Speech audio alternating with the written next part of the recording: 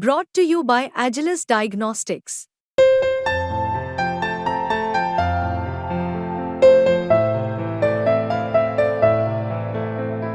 Agilus Diagnostics. अगर इनके इतिहास के पन्नों को लड़ते हुए आप जाएंगे तो बहनों और भाइयों, काले कारनामों से इनका पूरा इतिहास भरा पड़ा है। लाल टोपी है लेकिन काले कारनामों के लिए लोग जाने जाते हैं। काले रंग की टोपी पहनते हैं, उनका तो काले ही सब कुछ काला होगा। ये टोपी उन लोगों के भी काम आ सकती है जिनके बाल ना हो, गंजे जो लोग हों।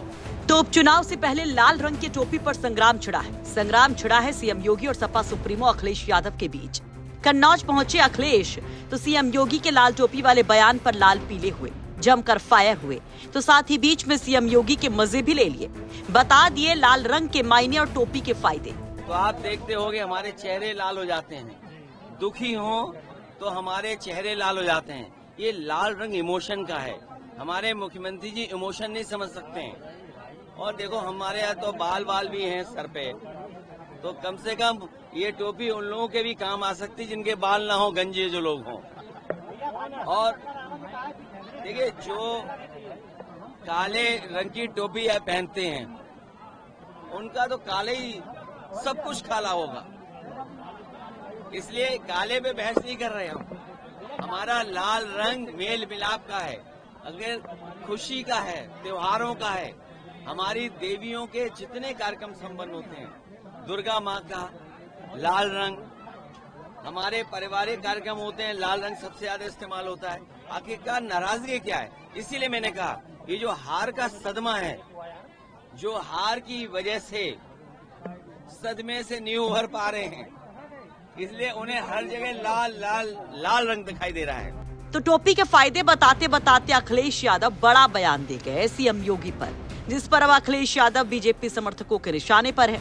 अब जरा ये जान लीजिए कि आखिर कहां और क्या बोले सीएम योगी, जिस पर इतना तमतमाए हुए हैं अखिलेश यादव, जिस पर कभी सोशल मीडिया पर योगी को दे रहे हैं जवाब, तो कभी मीडिया के सामने आकर योगी को सुना रहे हैं अखिलेश। दरअसल सीएम योगी कानपुर के सीसामऊ में थे, जहां कुछ दिनों में उपचुनाव होना है। सपा विधायक इरफान सोलंकी की विधायकी जाने के बाद जहां सपा अपने इस गढ़ को बचाए रखने के लिए एड़ी चोटी का जोर लगा रही है, तो सीएम योगी की कोशिश है अखिलेश के इस गढ़ को छीन लेने की। तो यहाँ एक कार्यक्रम को संबोधित करते हुए योगी ने लॉ एंड ऑर्डर पर बोलते हुए समाजवादी पार्टी और अखिलेश यादव को जमकर सुना डाला। आपने भी इसके चरित्र को देखा है अयोध्या के अंदर, कैसे समाजवादी पार्टी का एक नेता वहां पर एक निषाद बेटी के इज्जत के साथ खिलवाड़ करता है और समाजवादी पार्टी के मुखिया बेशर्मी के साथ उस बेशरम के खिलाफ कार्रवाई करने की बजाय उसका समर्थन करते हुए दिखाई दे रहे थे। आपने इनका दूसरा दृश्य लखनऊ में देखा, एक बेटी अपने पिता के साथ मोटरसाइकिल से चल रही है, अचानक बरसात होती है, पानी भरता है और इनके गुंडे सड़क पर किस तरीके से उस बेटी को गिराने का कार्य करते हैं। और तभी मैंने कहा था, जब इनके एक नेता ने सदन में कहा कि सद्भावना ट्रेन चलानी चाहिए, हमने कहा सद्भावना ट्रेन इनके लिए नहीं, इनके लिए बुलेट ट्रेन चलेगी, बुलेट ट्रेन। बहनों और भाइयों, इनका तीसरा मॉडल देखना है तो कन्नौज में देखिए, ये नवाब ब्रांड कांग्रेस इसी समाजवादी पार्टी की पहचान है।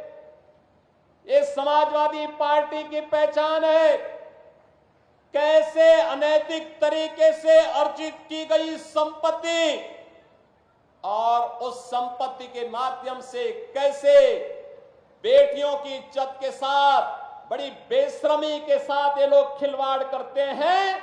ये तीसरा दृश्य आपने कन्नौज का देखा है।